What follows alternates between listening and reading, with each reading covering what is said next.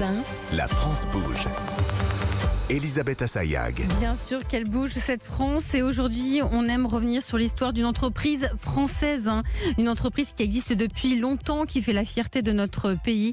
Et aujourd'hui dans cette émission dédiée aux voitures à l'occasion du Mondial de l'Auto, on va s'arrêter sur cette entreprise qui s'occupe de la couleur de nos voitures depuis 1950.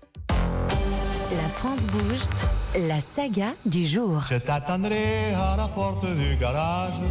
Tu paraîtras dans ta superbe auto. Il fera nuit. Elle colore nos véhicules depuis 1950. Les peintures Sprido, cette marque francilienne, était la référence en France jusque dans les années 80. C'est aujourd'hui la spécialiste des peintures de voitures de collection. Solène Godin, bonjour. Bonjour Elisabeth. Si je vous dis le vert printemps, à quelle voiture vous pensez ? DS. Et oui, C'est la DS de Citroën. Et le rouge tango ? Autour de la table, le rouge tango.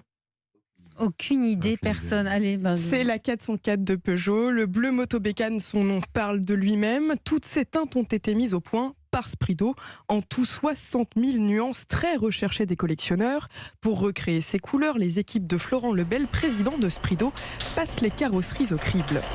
Pour certaines teintes, on demande une pièce au client, donc il nous envoie soit un rétroviseur, soit un bout d'aile. On a des machines qui viennent flasher le bout de tôle et qui, avec la base de données de nos pigments chez nous, viennent créer une formule. Quand la machine ne peut pas flasher parce qu'il y a certaines pièces qui sont biscornues ou très abîmées, alors on fait appel à nos équipes de coloristes, donc c'est un métier, c'est des gens qui recomposent des couleurs, qui font ça à l'œil, à la main.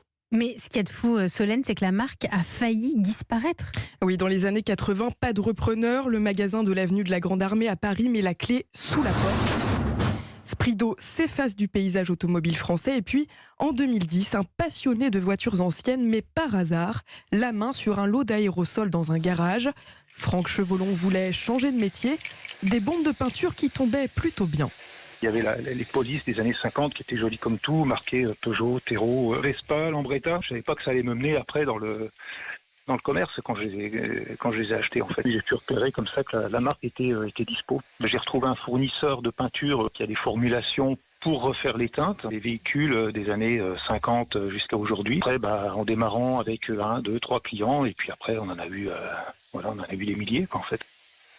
Et depuis cette relance, Solène, comment se porte Sprido ? Les commandes carburent. L'entreprise reçoit près de 30 demandes par jour. Certaines sont de véritables challenges.